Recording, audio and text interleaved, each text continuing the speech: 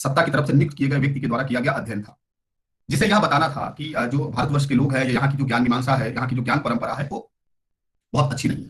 वो बार बार जिसकी तरफ चर्चा करते थे ना कि भाई हम आपको सभ्य बनाने आए हैं, आपको सभ्यता का पाठ सिखाने आए हैं, आप जिस तरह का जीवन जी रहे हैं, जिस तरह की चीजें आपके यहाँ हैं वो बेहतर नहीं है, हम आपको बेहतर करेंगे। सत्ता की तरफ से नियुक्त किए गए व्यक्ति के द्वारा किया गया अध्ययन था, जिसे यह बताना था कि जो भारतवर्ष के लोग हैं, ये यहाँ की जो ज्ञान मीमांसा है, यहाँ की जो ज्ञान परंपरा है, वो बहुत अच्छी नहीं है।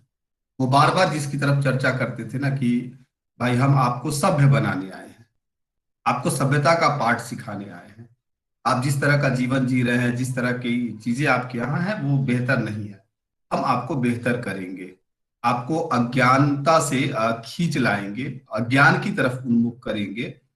ऐसा कॉन्सेप्ट वो दिमाग में बैठाए रहते। वे अपनी तरफ से ये बातचीत रखते थे कि भाई देखिए हम जो कह रहे हैं वो अच्छा है, हम जो कह रहे हैं वो ज्ञानोदय की तरफ जाता है वो रास्ता, और उसी आलोक में तमाम चीजों की व्याख्या कर रहे थे। वे जो हमें बता रहे थे हम उसको मान रहे थे। ग्रियर्सन ने अपने उस पूरे अध्ययन में ये बताने की कोशिश की कि जो आप भक्ति आंदोलन देखते हैं, जहां पर थोड़ा सा आपको जागरण दिखाई देता है, जहां पर एक तरह से जो रूढ़ियां हैं या कुप्रथाएं हैं उस पर चोट पड़ती है, ये दरअसल अगर इसके इसकी इसके ओरिजिन की तरफ जाए, इसकी उत्पत्ति की तरफ जाए, तो ये कहीं ना कहीं इसका भी एक संबंध ईसाइयत से बनता है। कुल मामला क्या था? कुल मामला ये था कि उनको यह दिखाना था कि दुनिया में ज्ञान का प्रसार, धर्म का प्रसार, भक्ति का उद्भव, यह सब कुछ जो है ईसाइयत की देन है, क्योंकि उनको अपने को ऊपर रखना था, और अपने को ऊपर रखने के लिए अपने धर्म को भी ऊपर रखना था। तो वो उस तरह से उसकी व्याख्या कर रहे थे। और वो एक जगह ये कहते हैं ना कि भाई अब पता ही नहीं चलता कि अचानक से अंधकार में जैसे कि कोई बिजली की चमक दिखाई देती है, और बाद में उसी व्याख्या के दौरान वो कहते हैं कि यह जो है हिंदी साहित्य का एक स्वर्ण युग मालूम पड़ता है। ये एक बात उनकी ठीक है, हम अपने स्तर पर भी इसकी जांच पड़ताल करेंगे तो पाएंगे कि ये ठीक है। लेकिन ईसाइयत वाली बात वो ठीक नहीं है, वो ध्वस्त हो जाती है। वो ध्वस्त इस तरह से भी हो जाती है कि आप भक्ति का जो पूरा उद्भव है उसको देखेंगे तो उसमें भी पाएंगे कि ईसाइयत से बहुत पहले, मतलब उसके आगमन से भी पहले अब भक्ति का कोई स्रोत, कोई सूता आपको नजर आएगा, वो आपको दिखाई पड़ेगा। एक तो ये शुक्ल जी ने इसकी व्याख्या दूसरी तरह से की, जिसकी तरफ हम कल पढ़ रहे थे। उन्होंने केवल एक कारण पर बहुत बल दिया, बाकी कारण की तरफ भी इशारा किया कि धार्मिक स्थिति कैसी थी, सांप्रदायिक स्थिति कैसी थी, जो है आर्थिक पर तो वो विशेष रूप से चर्चा नहीं करते, और वो उस पूरे के पूरे संप्रदाय और धर्म के आधार पर ही उसको विभक्त करते हैं। वो भाई एक तरफ वो सगुण को ले जाते हैं, दूसरी तरफ निर्गुण को ले जाते हैं, सगुण में भी भेद करते हैं, कृष्ण भक्ति परंपरा का मूल्यांकन अलग करते हैं, राम भक्ति परंपरा का मूल्यांकन अलग करते हैं, निर्गुण में भी भेद करते हैं। निर्गुण में ज्ञान मार्गी धारा जो कबीर से शुरू होती है, रामानंद की शिष्य परंपरा से, उसको वो अलग करते हैं। प्रेम मार्गी धारा उसको भी वो अलग करते हैं। यानी कि जिन्होंने ज्ञान तत्व के आधार पर एक तरह से भक्ति की, उसको शीर्ष पर रखा, और साधना के स्तर पर भक्ति को एक साधा वैसे लोगों में। इसीलिए आप देखिएगा कि जब हम आदिकाल पढ़ रहे थे तो आपने देखा कि जो नाथपंथियों की परंपरा है, जो योगियों की परंपरा है, वो पूरी की पूरी परंपरा क्या होती है कि बाद में जाकर के जुड़ जाती है। किससे? कबीर को बहुत कुछ वहां से मिलता है, कबीर को वहां से भी बहुत कुछ मिलता है। कबीर को आप देखिएगा कि इस्लाम के एकेश्वरवाद से भी मिलता है, सूफिज्म से भी कुछ ना कुछ मिलता है। कई तरह की चीजों को जोड़ करके कबीर एक मुकम्मल व्यक्ति के तौर पर हमारे सामने आते हैं। तो कहा कि ज्ञान जहां केंद्र में है उसको लेकर के जो भक्ति होती है, या उस तरह की जो साधनात्मक पद्धति है, उपासना की जो पद्धति है, वो निर्गुण के खांचे में चली गई। और जिसमें ये कहा गया कि भाई जिसमें प्रेम केंद्र में है, ऐसा नहीं है कि जिसमें ज्ञान केंद्र में है उसमें प्रेम नहीं है। कबीर भी प्रेम के बहुत बड़े कवि हैं, आप उनको उससे अलग नहीं कर सकते। लेकिन क्योंकि उनकी जो माधुर्य भक्ति है, या वे जो पद है, उन पदों में आप देखेंगे कि उन्होंने अपने उस संबंध को, प्रिय से अपने संबंध को बहुत ही घनिष्ठता के साथ दर्शाया है, दिखाया है, पति और पत्नी के रूप में दर्शाया है। एक तो ये है, और एक तरफ सूफीज्म है, सूफी धारा है, जिसमें ये पूरी की पूरी परंपरा है, जिसमें जायसी भी है और एक लंबी श्रृंखला उसमें चलती है, तो वो बांट देती है। ये बंटवारा भी कहीं ना कहीं धर्म के आधार पर और कहीं ना कहीं समाज में जो उपासना की पद्धतियां थी, उपासना की पद्धतियों के आधार पर करते हैं, वो दिखाते हैं। एक सेकंड जरा होल्ड करिएगा।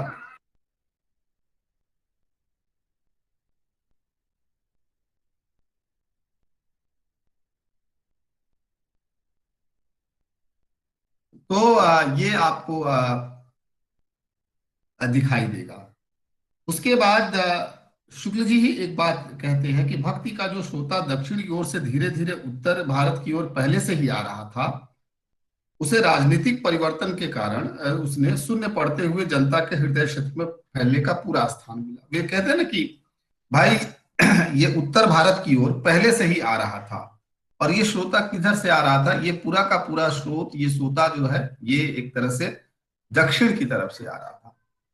अब दक्षिण की तरफ से आ रहा था, ऐसा शुक्ल जी क्यों कहते हैं, इस पर भी एक विवाद या एक बातचीत होगी, क्योंकि वो कोट भी करते हैं कि भक्ति द्रविड़ उपजी लायो रामानंद, सप्त दीप नौखंड प्रकट कियो, जो है कभी बीच बीच में लड़के आते हैं ना, तो बहुत डिस्टर्ब। तो रामानंद उसको लेकर के आए थे। उसका भी एक सिरा आप पकड़ने की कोशिश करेंगे या देखेंगे, तो आप अलवारों और नैनारों के साथ नामदेव और ज्ञानदेव महाराष्ट्र होते हुए आप देखेंगे कि एक जो रामानंद की पूरी परंपरा है, या राघवाचार्य की जो पूरी परंपरा है, अब वो उत्तर की तरफ बढ़ेगी। तो ये भी एक चक्र है जिसको समझना होगा। उसके बाद हजारी प्रसाद द्विवेदी आते हैं। हजारी प्रसाद द्विवेदी अपने अलग अलग किताबों में, ये आचार्य शुक्ल का इतिहास तो लगभग लगभग सभी के पास है। उसके बाद हजारी प्रसाद द्विवेदी की एक किताब है हिंदी साहित्य की भूमिका। मुझे लगता है आप में से कुछ लोगों के पास ये किताब होगी। एक किताब ये है, इसमें भी वो कई जगह कुछ कहते हैं। और एक दूसरी किताब ये है हिंदी साहित्य उद्भव और विकास। इसमें भी वो कुछ कहते हैं भक्ति काल के संदर्भ में। जैसे हिंदी साहित्य की भूमिका, यानी कि इसी किताब में वो कहते हैं, क्या कहते हैं, कहते हैं कि मैं जोर देकर कहना चाहता हूं कि अगर इस्लाम नहीं आया होता तो भी इस साहित्य का 12 आना, साहित्य के ब्रैकेट में पहले वो हिंदी लगाते हैं, कि 12 आना वैसा ही होता जैसा आज है। 12 आना की बात करते हैं, 16 आना की बात नहीं करते। 4 आना द्विवेदी जी अपनी जेब में बचा के रख लेते हैं। अब ये 4 आने के बीच में क्या उलटफेर होता है, यह भी दिलचस्प है। द्विवेदी जी का जो पूरा का पूरा मूल्यांकन है, या भक्ति काल के उदय को लेकर के जो संदर्भ बनता है, वो संदर्भ है परंपरा को लेकर के, क्योंकि उनके लिए भक्ति काल का उदय भारतीय परंपरा की जो चिंतन पद्धति है, उसी का एक स्वाभाविक विकास है। उन्होंने इस उत्पत्ति को भारतीय परंपरा का स्वाभाविक विकास कहा, और यह भी कहा कि यह जो है भारतीय साहित्य की प्राणधारा है। और हिंदी साहित्य उद्भव और विकास, इस किताब में उस बात को वो स्पष्ट करते हैं। कैसे स्पष्ट करते हैं ये देखिए।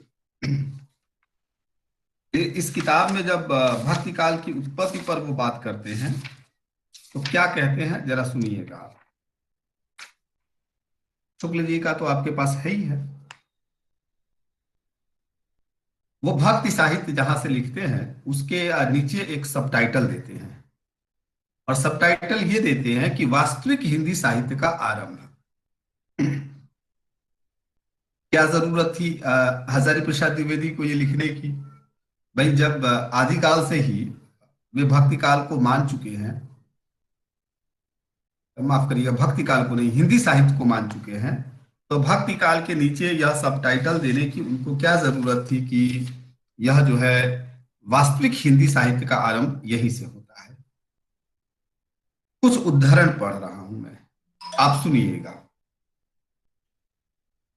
14वीं शताब्दी तक हिंदी भाषी प्रदेशों में देशी भाषा का साहित्य कैसा था, इस बात की धारणा बहुत अस्पष्ट रूप में ही होती है।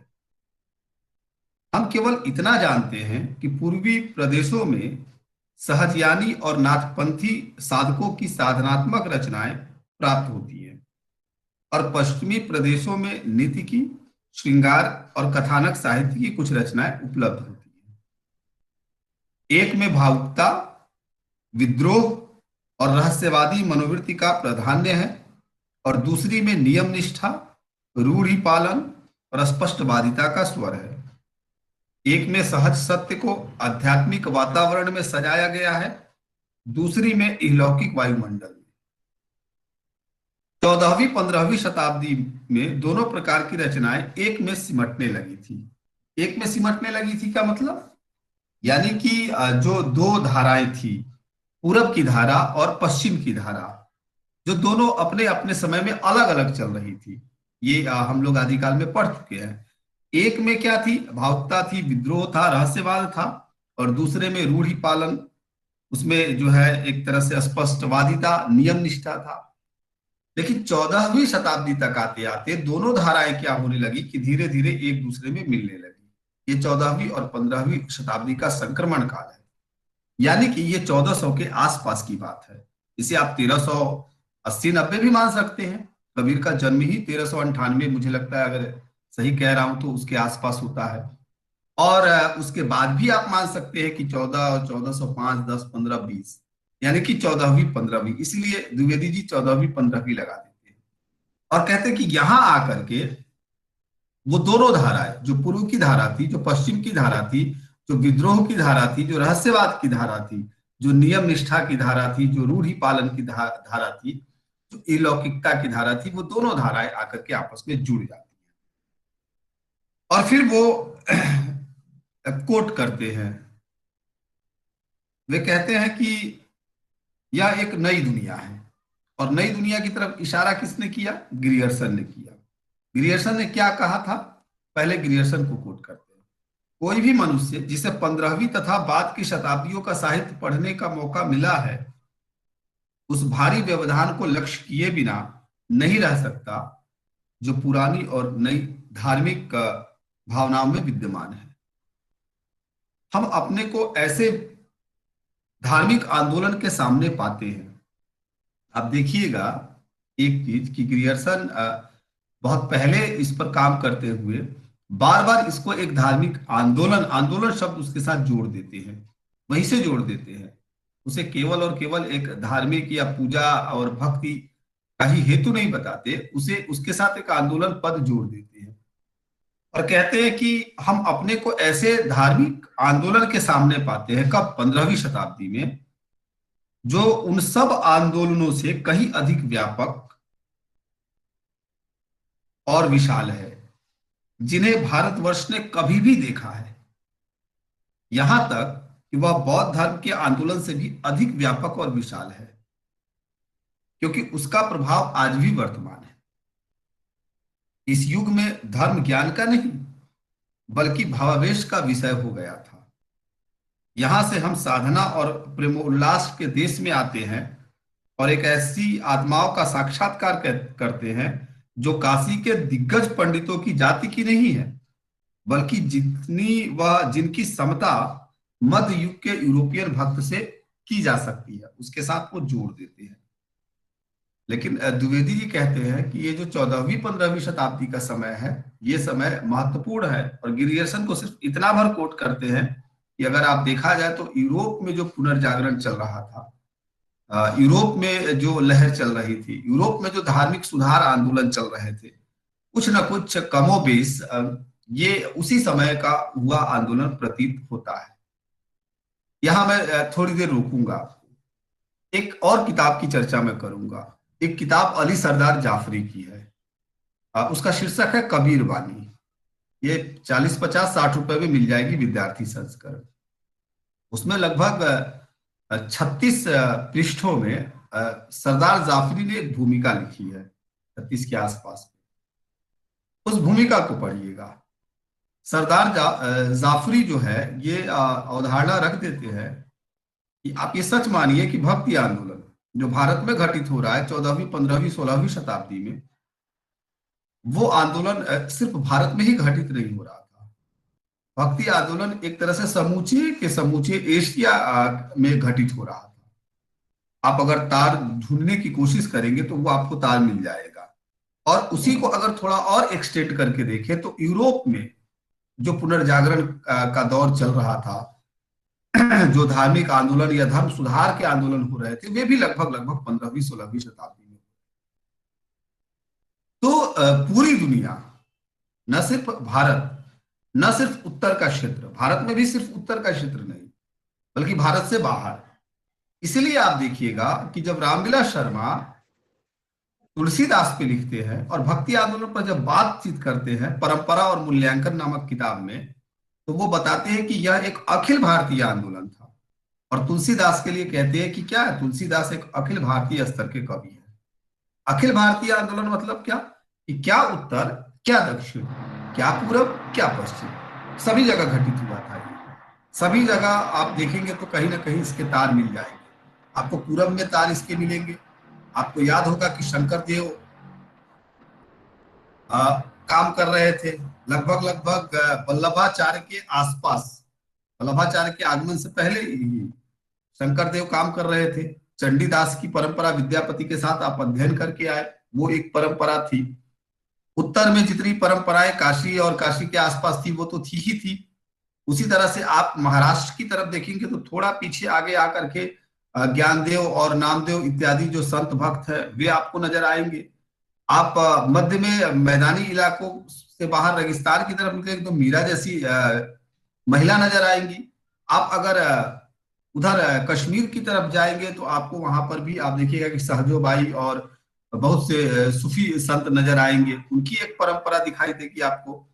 अगर आप गुजरात और उस तरफ भी बढ़ेंगे तो उस पश्चिम के छोर की तरफ, तो उधर भी आपको भक्ति की अगर कबीर के आसपास ही जाए तो गुरु नानक जैसे संत आपको दिखाई पड़ेंगे। तो ये दिमाग से निकाल दीजिएगा कि भक्ति आंदोलन केवल काशी और काशी के आसपास का आंदोलन था, केवल और केवल उत्तर में हो रहा आंदोलन था। कहीं ना कहीं जब आप एक से दूसरे, दूसरे से तीसरी अगर धारा को जोड़ने की कोशिश करेंगे तो ये एक साथ एक ही समय में थोड़ा बहुत आगे पीछे, इतिहास में 10 20 50 सालों का अंतर बहुत बड़ा अंतर नहीं होता, वो एक तरह से संक्रमण काल होता है। तो वो आप देखेंगे कि उत्तर में भी, दक्षिण में भी, पूरब में भी, पश्चिम में भी घटित हो रहा था। और इसको और थोड़ा व्यापक कर दे तो आप पाएंगे कि यह पूरा का पूरा मूवमेंट एशिया में भी घटित हो रहा था। और इसे और थोड़ा व्यापक करके अगर वैश्विक स्तर पर देखने की कोशिश करें तो आपको लगेगा कि पुनर्जागरण में या यूरोपियन आंदोलन में भी ये घटित हो रहा था। एक वैश्विक किस्म का आंदोलन था ये, एक वैश्विक किस्म का मूवमेंट था। हाँ, थोड़ा अलग था, जैसे कल सुधांशु और प्रतीक जो बात कर रहे थे, जिसपे डिबेट कर रहे थे कि भाई ये यूरोपियन ढंग का तो नहीं ही था, उससे हम सहमत नहीं है। वहां जिस तरह से हुआ उस तरह से हमारे यहाँ नहीं हुआ। वहां क्या था, वहां जो बड़ी लड़ाई थी वो सत्ता को लेकर के थी, ताकत को लेकर के थी। चर्च जो सुपर पावर हुआ करता था, जो पोप होता था वो सर्वशक्तिमान होता था, वो राजा से भी एक तरह से बड़ा होता था, उसकी आज्ञाएं और जो है सर्वोपरि होती थी। और झुकना पड़ता था सत्ता को उसके आगे। बाद में धीरे धीरे धीरे धीरे चर्च की शक्तियों को कैसे छीना गया, शक्तियां कैसे खत्म हुई, ये आप फर्स्ट ईयर की क्लास याद करिए। आपको जब मैंने फर्स्ट ईयर पढ़ाया था, जब आपको आधुनिक काल पढ़ाया था, तो शुरुआत की 3 4 कक्षाओं में आपको पुनर्जागरण, रेनेसां इत्यादि इत्यादि भी पढ़ाया था कि कैसे मॉडर्न हो रही थी दुनिया और हिंदुस्तान कैसे मॉडर्न हो रहा। तो उसमें इसका उल्लेख किया था। बहरहाल एक चीज तो ये है कि ये एक ऐसा आंदोलन था जिसको केवल उत्तर से जोड़कर न देखे। अगर आप उत्तर से जोड़कर देखेंगे तो फिर आपको लगेगा कि पश्चिम से जो लोग आ रहे थे मुसलमान, केवल वही इसके लिए उत्तरदायी हैं। फिर आपको लगेगा कि दक्षिण से कोई इसका रिश्ता बनता है कि नहीं बनता है। एक तो ये गिरियर्सन ने जो बिजली की चमक की बात की वो, और कहा कि ईसाइयत की देन है, ये अवधारणाएं लगभग मानने लायक नहीं है। इन अवधारणाओं में कोई दम नहीं है। द्विवेदी जी भी कहते हैं कि यह बात एकदम गलत है। अब इस अटकल के सहारे स्थिर किए हुए मत पर कोई विश्वास नहीं करता, इसलिए इसका उत्तर देना बेकार है कि ग्रियर्सन ने क्यों कह दिया कि यह ईसाइयत की देन है, क्योंकि ये एक अटकल था, अटकलबाजी थी उनकी, जिसे उन्होंने कहीं ना कहीं से जोड़ा था, जोड़ने की कोशिश की थी, और उसमें कोई तार्किकता नहीं थी। फिर वे शुक्ल जी पर आते हैं और कहते हैं कि यह भी बताया गया है कि जब मुसलमान हिंदुओं पर अत्याचार करने लगे तो निराश होकर हिंदू लोग भगवान का भजन करने लगे। वे नाम नहीं लेते हैं कहीं भी द्विवेदी जी, लेकिन उद्धृत करते हैं और उसी के साथ अपनी बात जोड़ते चलते हैं। यह बात अत्यंत उपहासास्पद है कि जब मुसलमान लोग उत्तर भारत के मंदिर तोड़ रहे थे तो उसी समय अपेक्षाकृत निरापद दक्षिण में भक्त लोगों ने भगवान की शरणगति की प्रार्थना की। मुसलमानों के अत्याचार के कारण यदि भक्ति की भावधारा को उमड़ना ही था तो पहले उसे सिंध में और फिर उत्तर भारत में प्रकट होना चाहिए था, और हुई वह दक्षिण में। असल बात यह है कि जिस बात को ग्रियर्सन ने अचानक बिजली की चमक के समान फैल जाना लिखा है वह ऐसा नहीं है। उसके लिए सैकड़ों वर्ष से मेघखंड एकत्र हो रहे थे। फिर भी ऊपर ऊपर से देखने पर लगता है कि उसका प्रादुर्भाव एकाएक हो गया। अब ये कौन सी बात है? ये वही बात है। दो तीन तरह के सवाल उठाते हैं द्विवेदी जी। द्विवेदी जी एक सवाल तो ये करते हैं कि भैया अगर भक्ति को उत्पन्न ही होना था तो वो दक्षिण में कैसे उत्पन्न हो रही थी? आक्रमण जो मुसलमान थे वे उत्तर में कर रहे थे, और देव मंदिर कहाँ बनाए जा रहे थे? दक्षिण में बनाए जा रहे थे। उपासना की पद्धतियां कहाँ सक्रिय थी? दक्षिण में थी। वैष्णव और शैव की परंपरा कहाँ सक्रिय थी? दक्षिण में थी। भक्ति ज्यादा एक तरह से रूढ़ और ज्यादा संपृक्त होकर के कहाँ फलीभूत हो रही थी? तो दक्षिण में हो रही थी। अगर मुसलमानों के आने से भजन कीर्तन होने लगा, इसको तो उत्तर में शुरू होना चाहिए था। ये एक स्वाभाविक मतलब बातचीत वो रखते हैं सामने, और ये बातचीत आचार्य रामचंद्र शुक्ल के उस सिद्धांत, उस राजनीतिक घटनाक्रम से जुड़ी हुई है जिस पर वो अपनी जिज्ञासा रखते हैं या सवाल खड़ा करते हैं। इसका उत्तर हम पाएंगे अभी थोड़ी देर बाद। और फिर वो कहते हैं कि नहीं नहीं, जिसे ग्रियर्सन ने ये माना कि ये बिजली की चमक की तरह आई, ऐसा नहीं था। ये दरअसल लगातार एक परंपरा के तहत विकसित हो रहा था। बहुत से मेघखंड थे, जो है बादलों के छोटे छोटे टुकड़े थे जो इधर उधर उधर उधर उमड़ घुमड़ रहे थे। हाँ, एक माकूल समय मिला, एक ऐसा वातावरण मिला जहां पर आकर के वे सारे के सारे एक हो गए, जहां पर आकर के सारे के सारे ने जो है क्या किया, एक तरह से अपने को एकमा एक कर लिया, एकजुट हो गए। फिर आगे लिखते हैं कि सन ईस्वी ईस्वी की 7वीं शताब्दी से, और किसी के मत से तो और भी पूर्व से, दक्षिण में वैष्णव भक्ति ने बड़ा जोर पकड़ा। इसके पुरस्कर्ता अलवार भक्त कहे जाते हैं। इनकी संख्या 12 है, जिनमें कम से कम 9 को ऐतिहासिक व्यक्ति मानने में किसी को कोई आपत्ति नहीं है। इनमें अंडाल नाम की एक महिला भी थी। इनमें से अनेक ऐसी जातियों में उत्पन्न बताए जाते हैं जिन्हें अस्पृश्य समझा जाता था, यानी कि जो शूद्र जो है वर्ग से आते थे। इनमें से अनेक इन्हीं लोगों की परंपरा में सुविख्यात वैष्णव आचार्य श्री रामानुजाचार्य का भी प्रादुर्भाव हुआ। उन दिनों भी दक्षिण में आज की ही भांति जाति विचार जटिलतर अवस्था में था। फिर भी रामानुजाचार्य जैसे सद्वंश जात सर्वजन श्रद्धे आचार्य ने तथाकथित नीच जातियों में प्रचलित एकांतिक भक्ति धर्म को बहुमान दिया, और देसी भाषा में लिखित षटकों तिरुवल्लुवर प्रभृति के शास्त्रों को वैष्णव के वेद के सम्मान सम्मान देकर समादर दिया।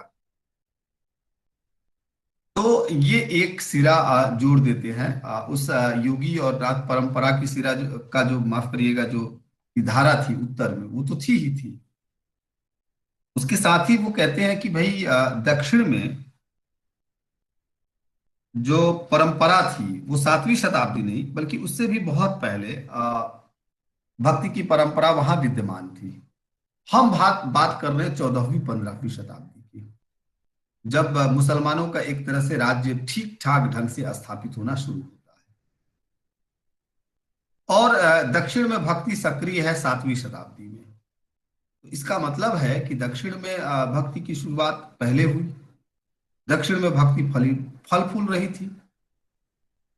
तो फिर आचार्य शुक्ल अगर ये कहते हैं कि हताश हिंदू जाति के पास कोई विकल्प नहीं था भगवान का भजन कीर्तन करने के अलावा, अब इस धारा को जोड़िए। आचार्य रामचंद्र शुक्ल ने ये कहा कि भाई दक्षिण से ही ये उत्तर की तरफ आई। आचार्य रामचंद्र शुक्ल ने ये नहीं कहा कि भक्ति उत्तर में उत्पन्न हो रही है। आप उनके स्टेटमेंट को ध्यान से पढ़िए।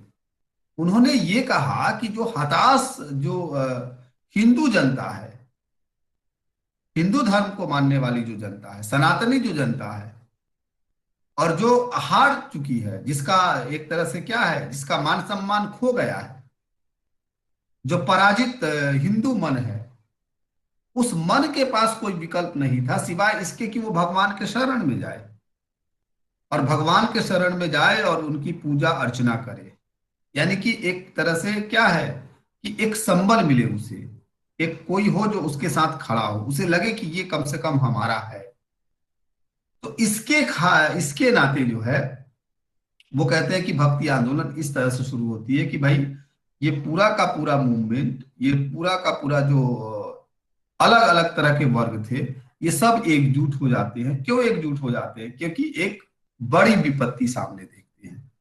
ये विपत्ति ये देखते हैं कि भाई एक अलग तरह के धर्म के लोग आ रहे हैं और वो अपनी धार्मिक मान्यताएं हम पर लाद रहे हैं या अपना प्रसार कर रहे हैं। तो अब हम क्या करें? एक दिलचस्प चीज आप देखेंगे कि यही वो समय है जब आपको ये लगेगा कि जो वैष्णव अब तक लड़ रहे थे, किससे लड़ रहे थे? शिव जो उपासना की जो पद्धति थी, जो शिव की पूजा करने वाले लोग थे, वैष्णव की जो पद्धति थी और शिव की जो पद्धति थी, शाक्तों की जो अलग अलग परंपरा थी, ये सब अलग अलग एक तरह से, इसको अगर लोग की शब्दावली में कहें तो अलग अलग डफली बजा रहे थे। वैष्णव अपनी डफली बजा रहे थे, शैव अपनी डफली बजा रहे थे, शाक्त की परंपराएं अपनी डफली बजा रही। आपस में ही इनका द्वंद्व चल रहा था। लेकिन इस बड़ी त्रासदी कह सकते हैं इसे आप, या आप एक परिवर्तन कह लीजिए, या किसी बाहरी का आगमन कह लीजिए, या आक्रमण कह लीजिए, जिसमें आपको संतुष्टि मिले कह लीजिए। आप देखेंगे कि ये जब ये इनका आगमन होने लगा, जब ये प्रसारित होने लगे, अपना प्रसार करने लगे, जब ये मुख्य धारा में ही कहीं मान लीजिए कि ये अगर मंदिरों को तोड़ने लगे, या कहीं इन्होंने लोगों को परेशान किया, या एक तरह से अपनी धार्मिक कट्टरता लादने की कोशिश की, इस तरह से अगर कुछ हुआ भी, तो मैं ये कह रहा हूं, मैं ये नहीं कह रहा हूं कि हुआ, मैं ये कह रहा हूं कि अगर इस तरह से हुआ भी होगा तो उसने जो सबसे बड़ा प्रभाव डाला वो ये डाला कि इन अलग अलग डफली बजाने वाले लोगों को एक कर दिया। इसलिए आप देखिएगा कि सगुण भक्ति धारा में, इसलिए आप देखिएगा कि तुलसीदास के पास आकर के, इसलिए आप देखिएगा कि कबीर के पास आकर के, इसलिए आप देखिएगा कि जैसी के पास आकर, अब जैसी सूफी कवि है, सूफीज्म से बहुत एक तरह से मुतस्सिर है और उस पूरी उपासना पद्धति में दिखाते हैं। लेकिन आप मत भूलिए कि जैसी के जीवन पर नाथ संप्रदाय का बहुत प्रभाव रहा है। नाथ संप्रदाय से बहुत प्रभावित रहे हैं जैसी। रतन सेन ऐसे ही जोगी नहीं हो जाता। जोग पर कई सारे पद लिखते हैं, जोग खंड जो है वो पूरा का पूरा लिख ही मारते हैं जैसी। इसको भी समझने की कोशिश करिए। हो सकता है कि आप में से बहुत सारे लोगों को ये लग रहा हो कि पता नहीं सर कहाँ कहाँ की बात कर रहे हैं। अगर ऐसा लग रहा होगा तो आप मुझे टोक दीजिएगा, बता दीजिएगा। लेकिन मैं आपको ये बता रहा हूं कि एक तरफ तो एक बात जो मैंने शुरू में कही, वो ये कही कि आप कतई मत मानिएगा कि भक्ति आंदोलन सिर्फ और सिर्फ उत्तर का आंदोलन है। भक्ति आंदोलन अखिल भारतीय आंदोलन है, बल्कि ये एशियाई और एशियाई से भी ऊपर का है, तो ये एक वैश्विक किस्म का आंदोलन है जो दुनिया के लगभग लगभग मुल्कों में थोड़ा सा आगे पीछे घटित हुआ था, अपनी अपनी तरह से, अपने अपने ढंग से। एक बात।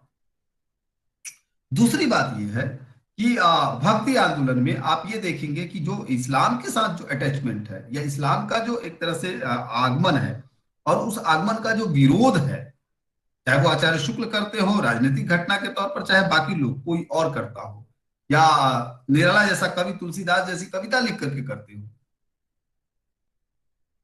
कुछ लोग सहमत असहमत हो, ये अलग बात है। तो वो जो करते हैं उसमें भी आप देखिएगा कि क्या हो रहा है कि उपासना की तीन अलग अलग पद्धतियां एक हो रही हैं। तो क्या जरूरत थी तुलसीदास को, क्यों ऐसा कर रहे थे कि भाई वो राम से शिव की पूजा करा रहे थे, शिव से राम की पूजा करा रहे थे, और क्या जरूरत थी कि एक ही मानस के खंड में वो फिर जो है लंका जाने के लिए और समुद्र लांघने के लिए देवी की भी पूजा कर रहे हैं, शक्ति की भी पूजा कर रहे हैं। निराला की वो पूरी कविता जो है राम की शक्ति पूजा एक अद्भुत कविता है।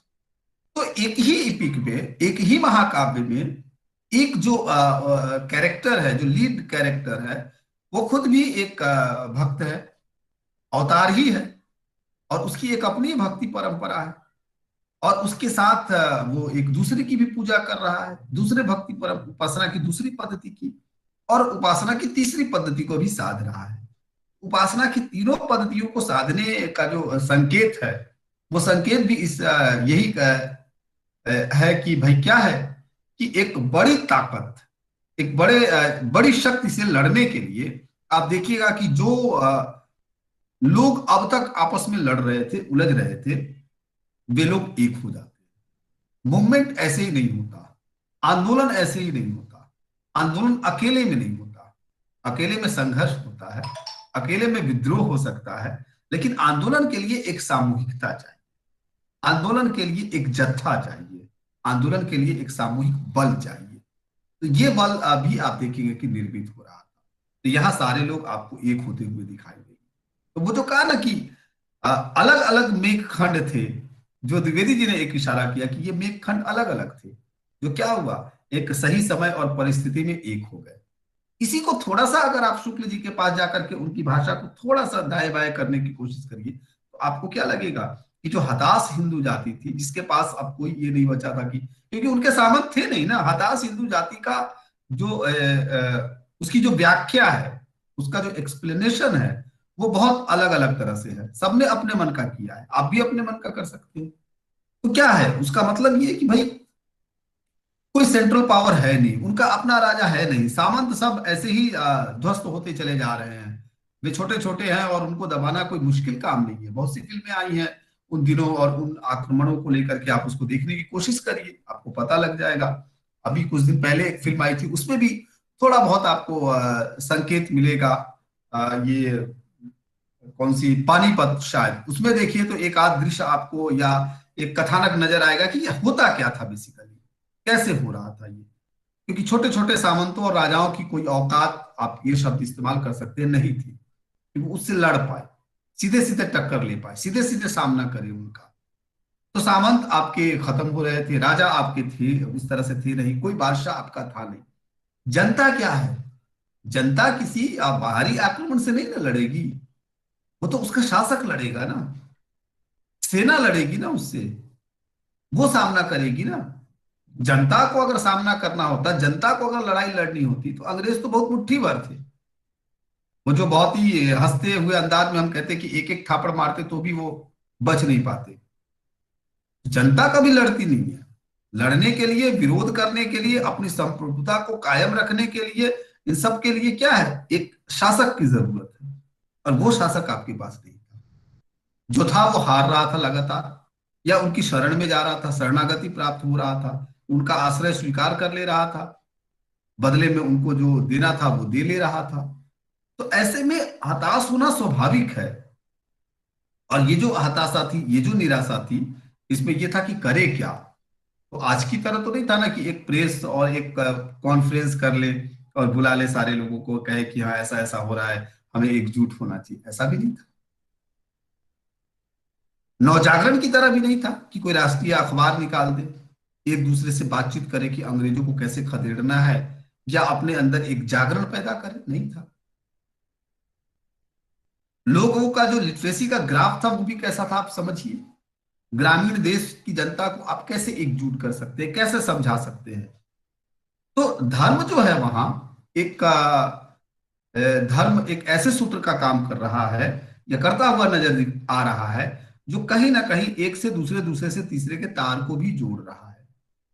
और ये अलग अलग उपासना पद्धतियां लगभग लगभग यही कर रही है।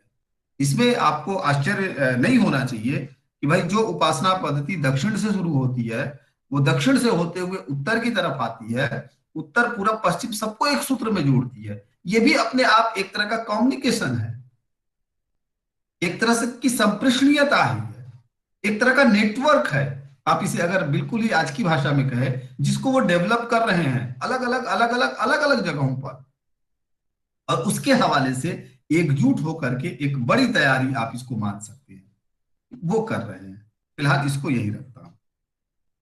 और वो कहते हैं कि भाई डिक्लास भी किया लोगों ने।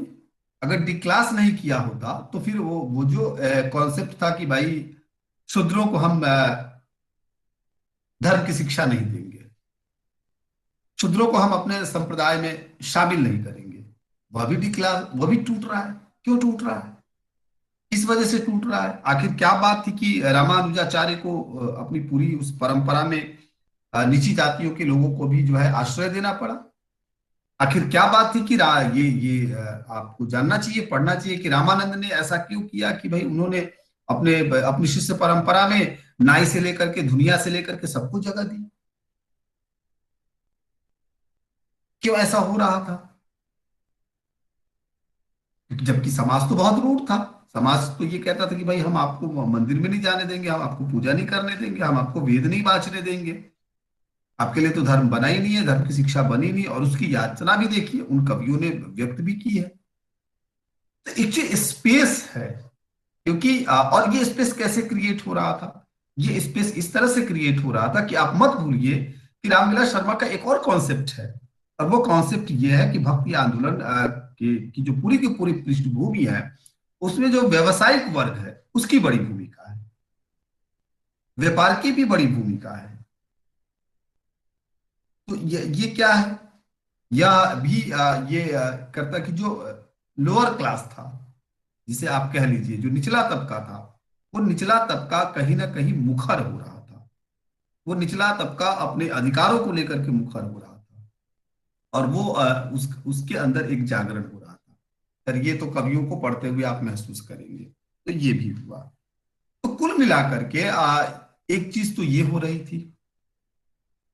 आप ये देखेंगे कि जो बात रामचंद्र शुक्ल कह रहे थे, और जो बात आचार्य हजारी प्रसाद द्विवेदी कह रहे थे, प्रतीक ने अभी ठीक ठीक एक एक टिप्पणी की है, मैं उस पर भी आ रहा हूं कि प्रतीक ने ये कहा कि द्विवेदी जी अपने बातों में उलझे हुए हैं। द्विवेदी जी अपनी बातों में खुद उलझे हुए हैं। द्विवेदी जी अंततः उसी मत के साथ, द्विवेदी जी उलझे हुए नहीं है, हमने द्विवेदी जी को भी उलझाया है ना कुछ, हमने अपनी व्याख्याओं में भी उलझा दिया है। द्विवेदी जी आगे एक दो उदाहरण मैं पढ़ूंगा कि वे लगभग लगभग जाकर के वहीं ठहरते हैं, वहीं टिकते हैं जहां आचार्य रामचंद्र शुक्ल टिकते हैं। बस दोनों के बीच में कुछ शब्द का मामला है। शुक्ल जी के लिए वो हताश हिंदू जाति भगवान का भजन कर रही है, भगवान के शरण में जा रही है। लेकिन ऐसा थोड़ी है कि भगवान नहीं है, वो भक्ति आंदोलन के दौर में ही भगवान को पैदा कर रहे हैं, नहीं। और ऐसा भी नहीं है कि उससे पहले भक्ति नहीं है, शुक्ल जी दोनों बातों को जान रहे हैं। लेकिन जो सरकमस्टेंसेस है, जो परिस्थितियां हैं, वो उस दौर की इतनी माकूल है। और जो राजनीतिक स्थिति है, उन्होंने कहा ना कि राजनीतिक घटना है ये। तो राजनीतिक स्थिति क्या है, राजनीतिक स्थिति तो बहुत लचर है। आपका जो अपना शासक है वो तो है ही नहीं, छोटे छोटे सामंत और राजा है वो तो ध्वस्त हो रहे हैं, या तो वो हार जा रहे हैं और हार करके जो है उनके बंदी बना लिए जा रहे हैं, या फिर जो है वो घुटने टेक दे रहे हैं। ऐसे में आप अपने मान सम्मान के लिए किससे गुहार लगाएंगे। किसके पास जाएंगे? एक जो कॉमन मैन होता है ना, जिसको वेडनेसडे मूवी में नसरुद्दीन सा कहते हैं, ए स्टूपिड कॉमन मैन। वो जो स्टूपिड कॉमन मैन जैसा जो आदमी होता है, जिसका जो निर्भर होता है किसी एक पर, अपने नायक पर निर्भर होता है, नेतृत्व करने वाले पर निर्भर होता है, वो क्या करेगा? ये हताशा उस तरह की हताशा है। और वहां पर क्या है कि शुक्ल जी उसके लिए एक जनता शब्द का प्रयोग करते हैं। हजारी प्रसाद द्विवेदी उसी टर्म के लिए लोक शब्द का प्रयोग करते हैं। शुक्ल जी भक्ति को वहां से एक तरह से खड़ा करते हुए करते हैं, मूवमेंट के तौर पर, 14वीं शताब्दी से। और आप देखिए कि द्विवेदी जी क्या करते हैं। द्विवेदी जी उसको भारतीय चिंतन परंपरा का स्वाभाविक विकास बताते हैं। क्योंकि विकास इसलिए बताना है कि उनको ये बताना है कि देखो भैया, इस्लाम नबी आता तो भक्ति होती, इस्लाम नबी आता तो भी भक्ति आंदोलन होता, इस्लाम नबी आता तो भी लोगों का जागरण होता। जाहिर सी बात है, इस बात में कोई इनकार नहीं है कि जागरण नहीं होता। जागरण तो होता ही होता। भाई जागरण तो स्वयं विमल सूरी के पास भी है। जागरण का संदेश स्वयंभू के पास भी है, धनपाल के पास भी है, पुष्पदंत के पास भी है। किसके पास नहीं है?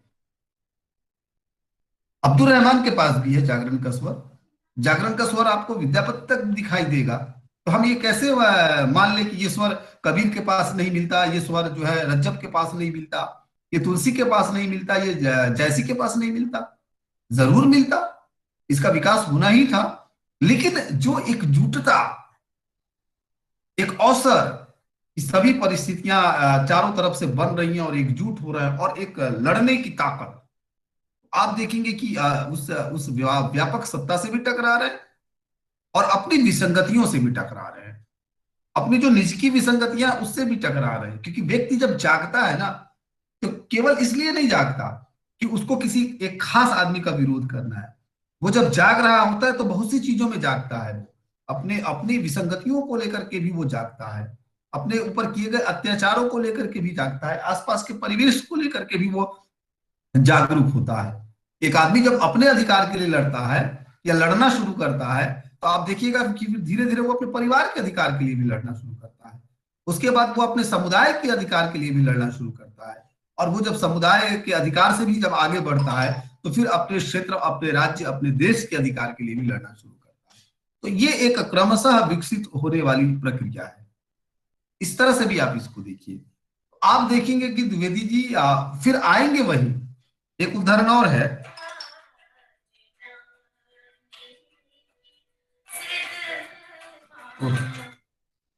एक उदाहरण और है कि उत्तर भारत में भक्ति आंदोलन पर द्विवेदी जी लिखते हैं। क्या लिखते हैं कि यही बात उत्तर भारत के विषय में भी सत्य है। जो बात वो दक्षिण भारत के विषय में कह रहे हैं, वही बात उत्तर भारत के बारे में क्या कह रहे हैं। साधारण जनता के भीतर जो धर्म भावना वर्तमान थी, उसने शास्त्र की उंगली पकड़कर अपने को शक्तिशाली रूप में प्रकट किया। इन प्रदेशों में पौराणिक धर्म का प्रचार पहले से ही था। गाहड़वार राजाओं के समय उत्तर भारत प्रधान रूप से समार्त धर्मावलंबी था।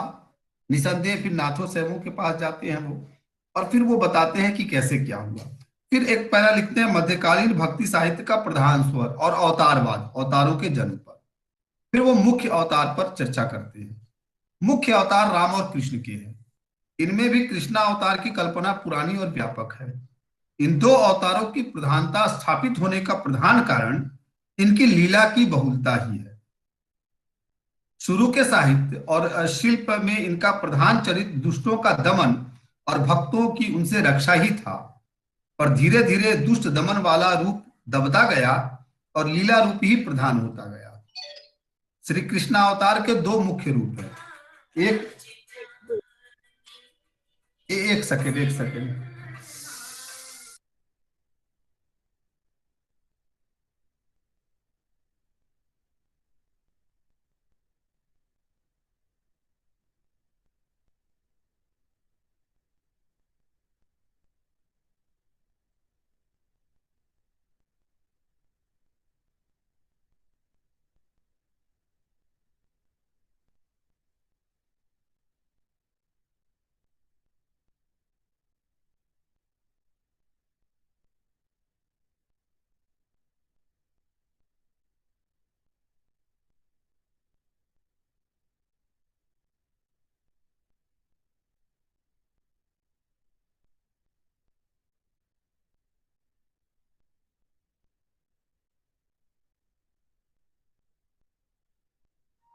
तो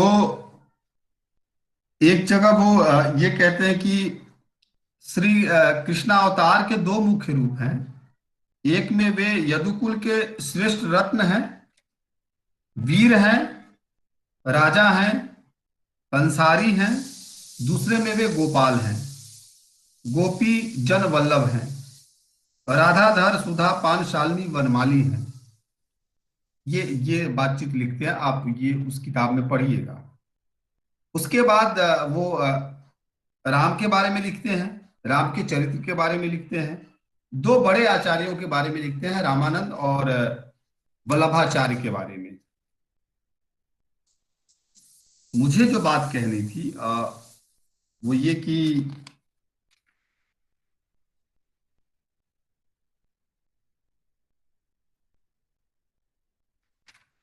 हाँ,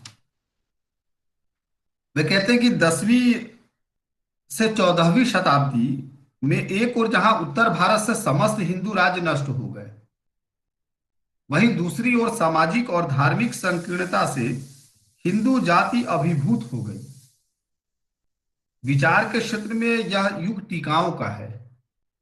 ज्ञान के प्रत्येक क्षेत्र में यह विश्वास कर लिया गया कि जो कुछ उत्तम और अविनाशवादी सत्य है वह पूर्व काल के ऋषियों ने और आचार्यों ने लिख दिया।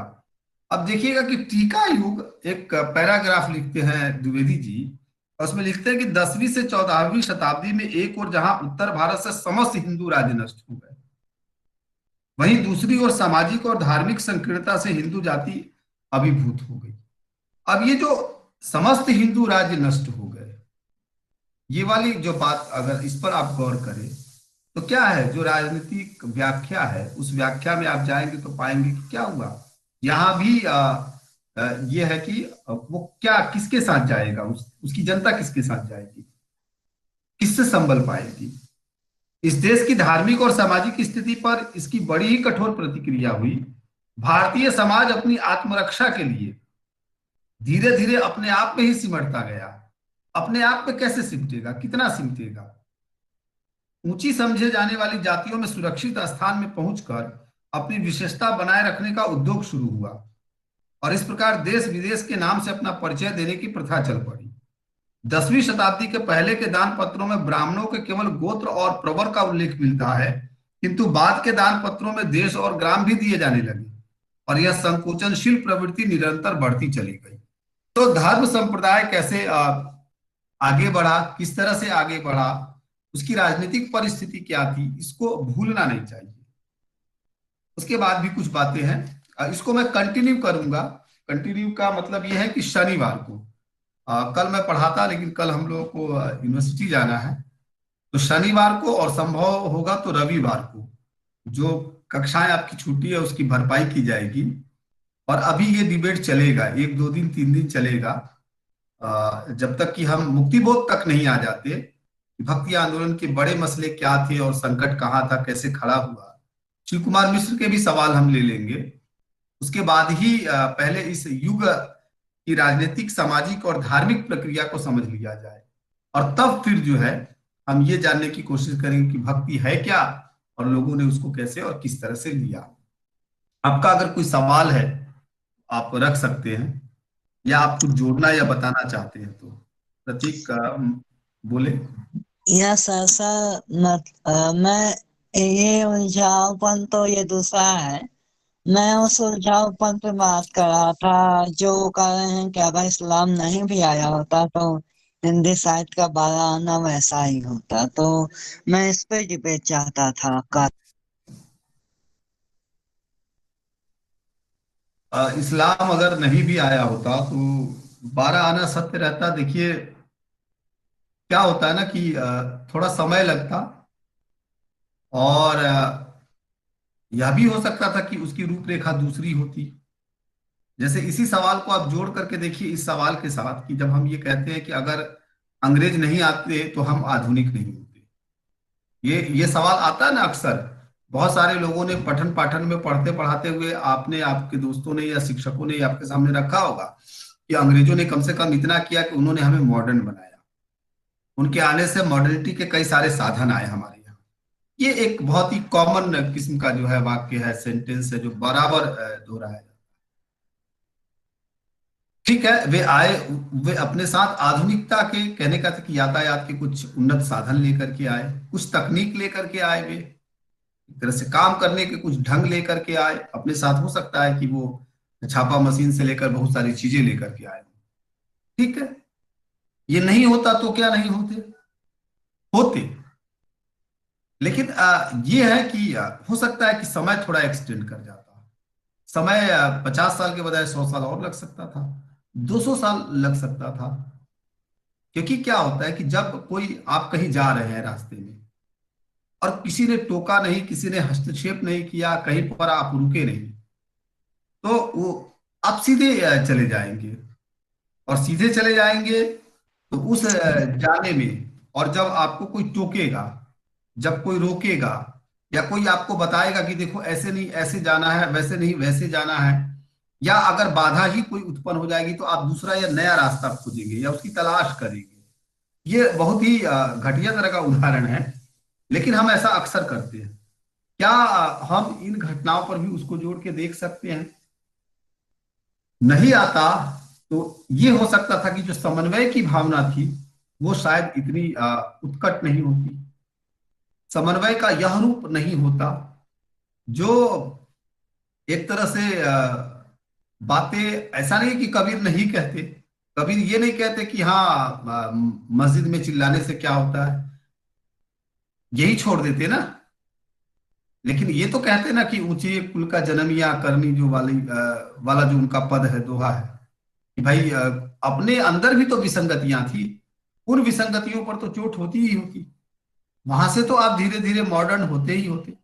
लोग तो कभी ना कभी जागता।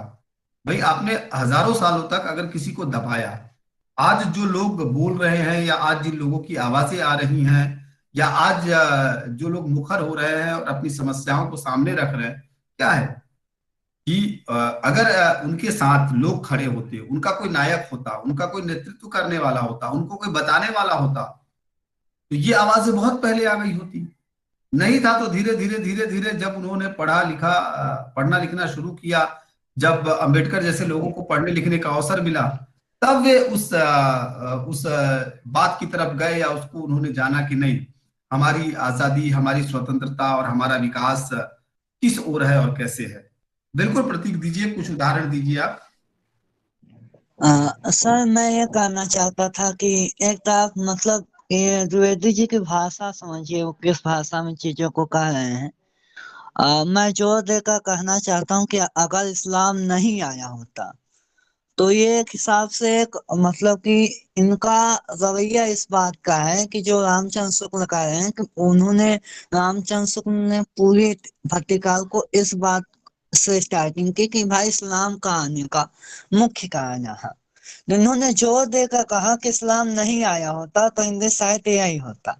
फिर वही वो रामचंद्र शुक्ल के साथ जाते हैं, और इस बात को वो हिंदी साहित्य की भूमिका में थोड़ा सा स्ट्रेस करते हैं कि मैं इस्लाम नहीं आया होता तो क्या होता। तो वो लिख रहे हैं कि भारतीय पांडित्य ईसा की एक शताब्दी बाद आचार विचार और भाषा के क्षेत्रों में स्वभावतः ही लोक की ओर झुक गया था।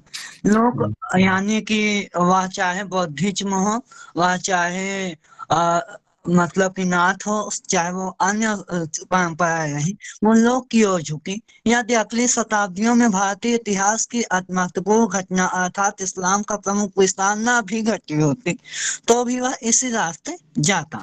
तो यहाँ पे वे इस्लाम के आने को ज्यादा महत्व नहीं दे रहे हैं, ये होना था। लेकिन अब ये बात तो हुआ, दूसरी बात अब ये इस्लाम के आने को बहुत ज्यादा महत्व भी दे रहे हैं। जैसे देखिए कबीर नामा अपनी किताब में लिख रहे हैं कि जिस युग में कबीर आविर्भूत हुए उससे कुछ ही पूर्व भारतवर्ष के इतिहास में एक अभूतपूर्व घटना हो चुकी थी। यह घटना इस्लाम जैसे सुसंगठित संप्रदाय का आगमन था। इस घटना ने भारतीय धर्म मत और समाज व्यवस्था को बुरी तरह झकझोर दिया था। यह पूरी तरीके से रामचंद्र शुक्ल का कह सकते हैं कि तुकापी रहा। और उसकी अपरिवर्तनीय समझी जाने वाली जात व्यवस्था को पहली बार जबरदस्त ठोकर लगी थी। सारा भारतीय वातावरण संक्षुब्ध था। बहुत ही पंडित जन इन संक्षोभ का कारण खोजने में व्यस्त थे और भारतीय समाज धर्म को संभालने का यत्न कर रहे थे। एक मतलब ये देखिए कि एक तरफ ये शुक्ल जी को काटने का प्रयास करते हुए निकलते हैं कि इस्लाम नहीं आया होता तो ऐसा हो सकता था। फिर वो शुक्ल जी के साथ खड़े भी हो रहे हैं कि ये प्रभाव पड़ा। और यकीनन वो मतलब शुक्ल जी के साथ जा भी रहे हैं, नहीं भी जा रहे हैं। फिर एक और मत देना चाहूंगा। आ, वो फिर वहां पे आ रहे हैं, कह रहे हैं कि सूरदास और तुलसीदास आदि वैष्णव कवियों की समूची कविता में किसी प्रकार की प्रतिक्रिया का भाव नहीं है। जिस समाज को ये भट्टगढ़ सुधारना चाहते थे उसमें विदेशी धर्म का कोई प्रभाव उन्होंने लक्ष्य नहीं किया था। एक फिर इस बात ये एक अपनी मतलब अपनी बात को स्पष्ट करने के लिए कह रहे थे कि इस्लाम नहीं आया होता तो मतलब कि ये सारी चीजें हो सकती थी, लेकिन इस्लाम के आने का जो एक प्रभाव रख रहे हैं, एक प्रभाव कबीर के लिखते हुए ये लिखे हैं कि वो बहुत महत्वपूर्ण घटना है। एक प्रभाव यह भी लिखे हैं सूरदास और तुलसीदास पे कोई प्रभाव नहीं पड़ा। एक प्रभाव यह भी लिखे हैं कि इस्लाम नहीं आया होता तो दोबारा होना आना वैसा ही होता। एक प्रभाव यह भी लिखा है कि इस्लाम के न आने से स्वाभाविक मतलब लोकहित और जो गया था जिससे मतलब काफी उलझावपन है यहाँ पे। नहीं, अब सूर पर कोई प्रभाव नहीं पड़ा या तुलसी पर कोई प्रभाव नहीं पड़ा, ये तो देखिए इस बात में उतना दम नहीं है। क्योंकि तुलसी को क्या जरूरत पड़ी थी अपने समय में रामचरितमानस लिखने की? क्या वो केवल राम की लीला का आख्यान रच रहे थे एक कवि के तौर पर, या कवितावली में जिस तरह की बातें वे कर रहे थे उसके भी कुछ अपने संकेत हैं? सुर को सुर अगर सुर को क्या हम केवल इसी रूप में ले कि वो भजन कीर्तन करने वाले कवि थे, या उससे आगे के कवि थे, वे कोई और तरह का मेटाफर बना रहे थे, या सत्ता और राजनीति का जो एक मामला होता है उसको ज्यादा घनीभूत ढंग से स्पष्ट करने की कोशिश कर रहे थे?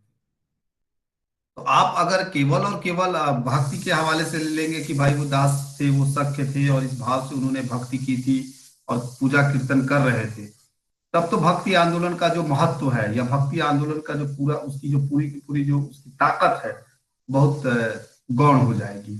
वो फिर रहेगी नहीं, बचेगी ही नहीं। उस हवाले से तो लिया ही नहीं जा सकता है। उसी तरह से मैं आपको फिर से कहता हूं कि आप द्विवेदी जी के साथ कई बार उनके साथ भी दिक्कत है। बहुत सारे लोग मानते हैं कि वो बहुत प्रोग्रेसिव थे और उन्होंने बहुत ही अलग तरह से काम किया, पर मैं इत्तेफाक इतना नहीं रखता उनके साथ। आप देखिए कबीर वाली किताब में भी वो कबीर को एक जो है क्या है, एक संत के तौर पर सामने लेकर के आते हैं। वो कवि के तौर पर सामने लेकर के नहीं आते हैं। उपसंहार उसका पढ़िएगा तो आपको पता चलेगा कि वो लिखते ही है कि कवि कबीर को जो कवि मानने की प्रथा चल पड़ी है। तो कवि और संत का क्या फर्क होता है? कवि संत क्या है? इसका सत्य से साक्षात्कार हुआ है, जो ज्ञान की उच्चतम दशा पर पहुंचा है। लेकिन कवि क्यों नहीं मानना चाहते?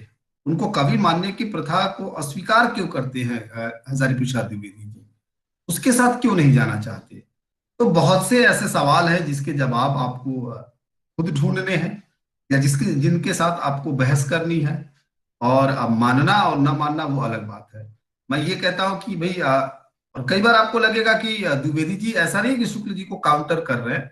कई बार आपको लगेगा कि नहीं, वो शुक्ल जी की बात को ही कह रहे हैं, कई बार कहीं बदल करके कह रहे हैं और कहीं थोड़ा सा टकरा रहे हैं। तो या जब उनको लगा होगा कि नहीं, जब कविता के अंदर या उसकी आंतरिक अंतर्वस्तु पर जब वो आए होंगे, तब उन्हें ये लगा होगा कि नहीं भाई, हमने कवि पर तो कह दिया कि इसका कोई प्रभाव नहीं हुआ, हमने काल पर तो कह दिया कि कोई इसका प्रभाव नहीं हुआ, लेकिन जब कवि की कविता में उतरे, जब उस समाज में उतरे, जब उसकी अंतर्वस्तु को देखने की कोशिश की, तो हम ये पा रहे हैं कि भाई हम तो कवि को उससे अलग ढकेल ही नहीं सकते, उस परिधि से बाहर ले जा ही नहीं सकते। हमें कहीं ना कहीं उसका इवेल्युएशन मूल्यांकन करने के लिए उसको लाना ही पड़ेगा, उस परिस्थिति के साथ अध्ययन करना पड़ेगा। तो ये एक बात हो सकती है। इस पर खूब सारी बातें हैं। मामला ये है कि अभी तो मुक्तिबोध आएंगे तब भी आपके पास बहुत सारे सवाल होंगे, सहमति असहमति आपकी अपनी होगी। मेरा मामला बस इतना ही है कि मैं ये बता दूं कि हाँ, इन इन लोगों ने या इन्होंने यहाँ यहाँ ये कहा और इस तरह से कहा। अब आप देखिए कि ये मूवमेंट कैसा था और किस तरह का था। राष्ट्र कुछ कहना चाह रही थी। राशि बोलिए आप। जी प्रणाम सर। मैं खुश सर बोलिए। हम ये कहना चाहते हैं कि जैसे मतलब प्रतीक ने कहा कि हजारी प्रसाद द्विवेदी जी जो हैं वो अपनी बातों में उलझे हुए हैं। तो जब भी कोई डेफिनेशन या किसी चीज के बारे में हम बताते हैं तो उसका जो हम मतलब एक स्ट्रक्चर बताते हैं वो वैसा ही होता है। अब किसी बॉक्स के बारे में हम डिफाइन करेंगे तो हम यही बताएंगे कि उसमें चार कोने होते हैं, उसकी जो चारों भुजाएं हैं वो बराबर होती हैं, अगर रेक्टेंगल स्क्वायर में है तो अगर हमने उसे बताया है तो हमारे कुछ शब्द अलग हो सकते हैं, और जब हम शब्द अलग करते हैं तो शायद उसमें टकराहट होती है। तो हम उस चीज को लेकर ये बहस शायद ना भी अगर खड़ी करें कि इस्लाम के आने से भक्ति आंदोलन प्रभावित हुआ है या नहीं हुआ है, तो जैसा कि आपने कहा कि समय का सारा प्रभाव होता है, तो हम भी यही मानते हैं कि सिचुएशंस ही आपके हर चीज के बढ़ाने और घटाने पर निर्भर करती हैं। अगर लेकिन इस्लाम राशि आता तो भी। इसमें क्या है कि दरअसल ये मामला हिंदी साहित्य के स्कॉलरों के लिए बहुत बड़ा मामला रहा है। इस पर बहुत सारी बातें हुई हैं और लिखा गया, और बहुत ही जिसको कहते हैं ना मेन स्ट्रीम के सवाल के तौर पर रहा है। अब तो जेएनयू का एंट्रेंस ऑब्जेक्टिव हो गया।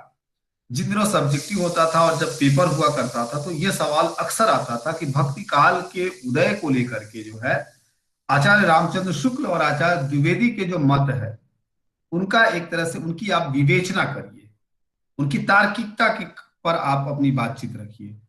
तो जब आप इसकी तार्किकता पर बातचीत रखेंगे, क्या है ना, मैंने कहा ना कि ये दोनों एक तरह से क्या है, दो आंखें हैं। आचार्य शुक्ल के पास एक आंख है और हजारी प्रसाद द्विवेदी के पास एक आंख है। दोनों को जब आप मिला देंगे तब आप मुकम्मल ढंग से देख सकते हैं, नहीं तो दोनों आपको एकांकी नजर आएंगे। आप ये ध्यान रखिए कि वही वही मैंने सर। जाने अनजाने आपसे कहा दिया कि आचार्य रामचंद्र शुक्ल की जिस पूरी टिप्पणी को लेकर के विवाद है वो पूरी की पूरी टिप्पणी एक हिस्सा है। उस पूरे के पूरे सामाजिक राजनीतिक और आर्थिक और धार्मिक सब में जो है केवल और केवल एक राजनीतिक पक्ष है। और वो पूरा का पूरा पक्ष क्या है, वो कहीं ये नहीं कहते कि भक्ति यहाँ जन्म ले रही है, भगवान की शरण में लोग जा रहे हैं। कह तो वो भी रहे हैं कि भक्ति दक्षिण में हो रही थी, लेकिन ये एक ऐसा समय था जब शरण में जाने की संख्या बढ़ गई, जब लोग जाने लगे।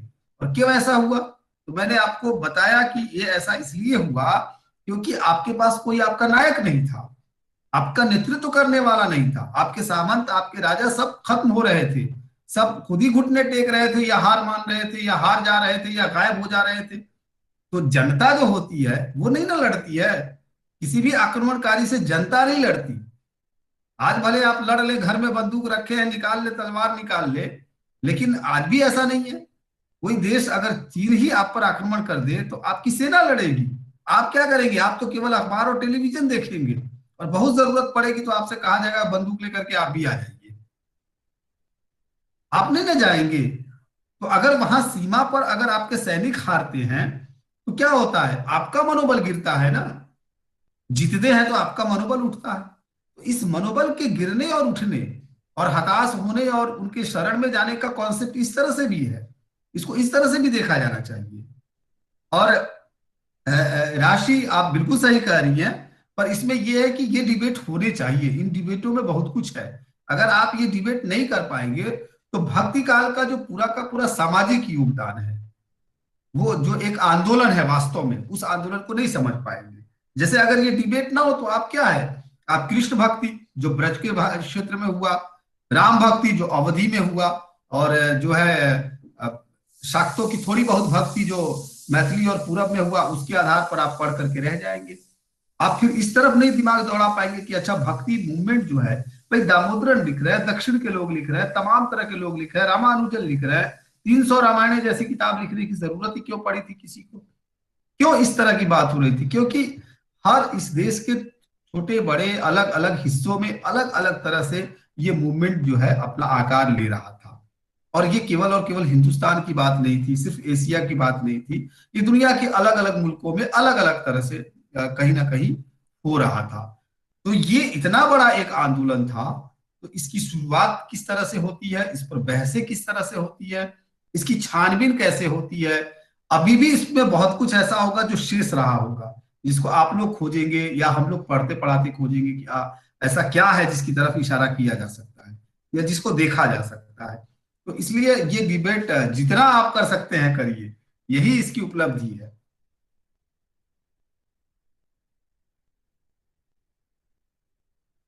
देखिए अभी तो आप खुद ही देखिएगा कि आप अगर आइएगा मुक्तिबोध के पास, मुक्तिबोध तक, शिव कुमार मिश्र तक, तब मुक्तिबोध अलग तरह के सवाल खड़े करेंगे, करेंगे भाई राम भक्ति में क्यों कोई नीच जाति का जो है कवि नहीं आता है। तब आप कहेंगे कि अच्छा मुक्तिबोध साहब ऐसा क्यों कह रहे हैं। कृष्ण भक्ति में कोई ऐसा कवि क्यों नहीं, क्यों निर्गुण में ही शूद्र वर्ग के कवि आ रहे हैं। तो एक अलग ही तरह दामोदरन भी का, ऐसा है। हाँ नहीं दामोदरन तो कहते हैं, लेकिन दामोदरन ये कहते हुए भी थोड़ा सा अपने को खींच ले जाते हैं। बहरहाल उनके, आप ये भी देखिए कि किसी को भी पढ़ते हुए आपको बहुत सतर्क होने की जरूरत है। कई बार ऐसा होगा कि हर आदमी अपने मत के साथ आएगा और आपका पूरा जो जिसको कहते हैं ना ओवरलैपिंग करके चला जाएगा। हो सकता है कि लक्ष्मण गुप्ता से आप पढ़ रहे हो, लक्ष्मण गुप्ता जो है शुक्ल जी के मुरीद हो या शुक्ल जी से बहुत ज्यादा इंस्पायर हो। तो यहाँ ये भी खतरा हो सकता है कि द्विवेदी जी को वो मतलब नीचे कर दे और शुक्ल जी को ऊपर कर दे। तो आप लक्ष्मण गुप्ता को ही अंतिम सत्य मत मान लीजिएगा कि आप भी द्विवेदी जी को नीचे कर दीजिए और शुक्ल जी की जय जयकार करने लगी, नहीं। अपने विवेक के स्तर पर देखिए कि कौन ऊपर नीचे हो सकता है, नहीं हो सकता। बार प्रतीक और राशि ने हाथ उठाया था, जल्दी उठाइए तो ये क्लास खत्म करूंगा। Hello sir. जी अच्छा, पहले राशि बोल ले। जी सर, हम यही कहना चाह रहे थे कि हम जब किसी को पढ़ते हैं तो हमें उससे एक निश्चित दूरी ही बना के रखनी चाहिए, ना ही मतलब द्विवेदी जी को पूरी तरीके से कंट्राडिक्ट करना चाहिए या शुक्ल जी को ही, क्योंकि उन लोगों का जो डिबेट है वो मतलब एक तरफ रखकर तब उसके बाद अपनी सोच रखनी चाहिए कि अच्छा हाँ ठीक है ऐसा हो सकता है। और जैसा कि प्रतीक का ये दामोदरन और सबका मतलब जितने भी संदर्भ हमारे सामने आएंगे, अगर हम इसमें उलझते जाएंगे तो फिर हम बात नहीं कर पाएंगे। तो मेरे हिसाब से ऐसा लगता है कि हमें एक मतलब बराबर सोच। लेकिन लेकिन इसमें यह है कि राशि आप इस बात को भी मानिए कि दामोदरन तक कैसे पहुंचे हम, या हम मुक्तिबोध तक जब पहुंचेंगे तो ये क्या है, ये जो मतलब स्टेप्स है अलग अलग लोगों के द्वारा, जो उनका जो एक जो अप्रोच है उनका, रिसर्च बेस्ड है या स्टडी बेस्ड जो अप्रोच है, उस अप्रोच से हम गुजरते हैं। हम अगर इनके अप्रोच से नहीं गुजरेंगे तो हम जो एनालिसिस कर रहे होंगे हमको लगेगा कि ये बिल्कुल ही फंडामेंटल है, ये बिल्कुल ही नूतन है। हम जो ये व्याख्या कर रहे हैं गजब की बात है भाई, ये तो क्या अद्भुत व्याख्या कर रहे हैं। लेकिन ऐसा भी तो हो सकता है कि जो सवाल हमारे मन में उठ रहे हैं, ये सवाल दामोदरन ने उठा रखे हो, ये सवाल शिव कुमार मिश्र ने उठा रखे हो, ये सवाल मुक्तिबोध ने उठा रखे हो, इन लोगों ने किस किस एंगल से देखा। एक साउथ का स्कॉलर कैसे देख रहा है भक्ति मूवमेंट को, नॉर्थ का स्कॉलर कैसे देख रहा है, एक प्रोग्रेसिव कैसे उसको देख रहा है, एक राइटिस्ट उसको कैसे देख रहा है, यह जानना भी जरूरी है। तब हमको लगेगा कि अच्छा इन इन लोगों ने इस तरह से देखा। अब आप अपने स्तर पर देखिए कि आपके लिए भी क्या कोई स्पेस बचता है, आप भी वहां से क्या कुछ ढूंढ करके ला सकते हैं या इस डिबेट में कुछ जोड़ सकते हैं। क्या कोई जिज्ञासा ही आप बना सकते हैं, क्या कोई सवाल ही खड़े कर सकते हैं, या कुछ आप इसमें इसका कोई हल भी ढूंढ सकते हैं। तो इसलिए इन इन लोगों से गुजरना तो जरूरी है, उनको कम से कम अपने अध्ययन में शामिल करना जरूरी है। एक अच्छा जो रिसर्च होता है उसकी एक शर्त ये भी होती है कि आप अगर कोई रिसर्च करने जा रहे हैं तो आपको उस पूरे के पूरे उस पूरे ट्रेडिशन को देखना है जिसमें बहुत सारे काम उस पर हुए हैं, और तब आपको निकालना है कि क्या ऐसा है जो जहां आप जा सकते हैं या जिसको अभी तक नहीं देखा गया। उसके लिए वो जरूरी है। इसलिए बिल्कुल ऐसे तलवार की धार पर मतलब ये सीधे लठमार भाषा में कहना ठीक नहीं है राशि कि इनको मतलब उस तरह से ना पढ़ा जाए या डिबेट में शामिल न किया जाए। राय सर मेरा बनाना ये जरूर। बिल्कुल भी मतलब नहीं है कि मतलब हम ऐसा नहीं कहना चाहते कि इन्हें नहीं पढ़ा जाना चाहिए। मतलब मेरा कहने का ये है कि पढ़ा जाना चाहिए, पर एक निश्चित सोच के साथ नहीं पढ़ा जाना चाहिए। मतलब जिस भी राइटर के पास जाना चाहिए उसके हिसाब से जाना चाहिए कि हम अगर हम आपके पास आए हैं बात करने के लिए या किसी और के पास जाएंगे तो हो सकता है आप लोग बात वही कहें पर शब्द अलग हो सकते हैं और मतलब कहने का तरीका अलग हो सकता है। मेरा बस लेकिन क्या है ना कि कई बार बात वही नहीं है। बात क्या है ना कि बात जब आप क्या करते हैं ना कि कई बार आप किसी को सीधे सीधे, जैसे जिस शुरुआती भाषा में द्विवेदी जी बात कहते हैं उस तरह से आचार्य रामचंद्र शुक्ल की वो पूरी थ्योरी ध्वस्त हो जाती है।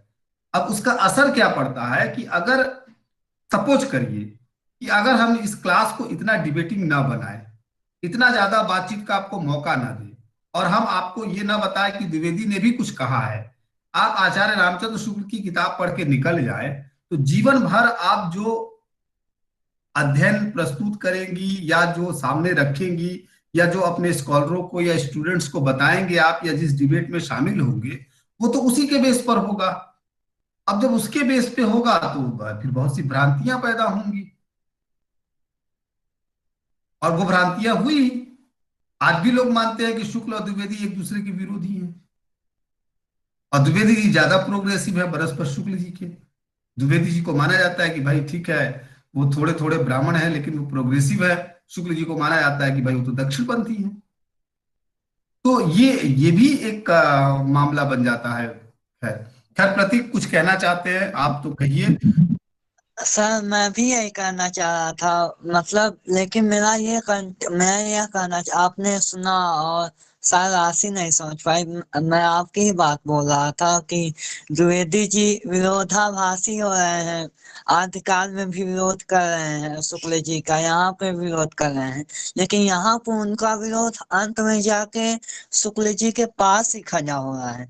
तो मैंने मतलब ये कोशिश ये अकेले तो उनको पढ़ने की कोशिश नहीं की, मैंने जज किया एक हिसाब से। मैंने पाया कि वो जाके लास्ट में वहीं पहुंच रहे हैं, तो बात वही थी। अब मैं केवल इतना कहना चाह रहा था कि मैं भी राशि की ही बातों का समर्थक हूँ कि किसी एक किताब के साथ आप अपना लगाव न रखिए। आप अलग अलग किताबों से जुड़े रहिए, लेकिन आपके आपको है ना। आज की क्लास यही खत्म करते हैं। बहुत दिलचस्प है, 2-3 क्लास और दिलचस्प होने वाला है आगे का, और आप खुद ही देखेंगे आगे चल करके कि ये चीजें आपके कितने काम आएंगी। और इसी के साथ ये क्लास खत्म करते हैं। शनिवार की टाइमिंग आपको भेज दी जाएगी। बहुत बहुत धन्यवाद, बहुत बहुत आभार।